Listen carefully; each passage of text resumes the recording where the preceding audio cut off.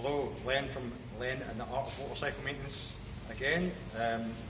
Today we're doing steering head bearing, lower bearing on this KTM yoke. So we've got a seal on there, we've got the bearing, and you don't absolutely have to have the right tool, but in this case we've got a part tool, CRS-2M, steering bearing installation tool.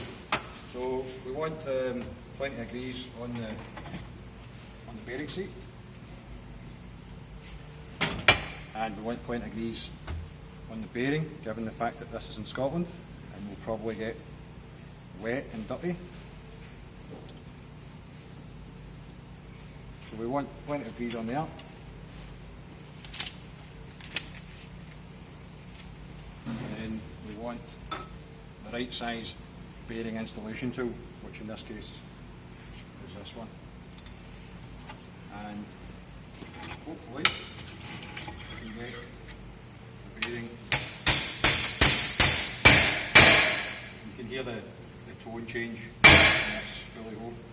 And important that the bearing installation tool will hammer on the inner race of the bearing, and without doing any damage to the cage or the rollers. So that's fine. That's now ready to go back in the frame after the races are installed in the frame. Okay, see you next time.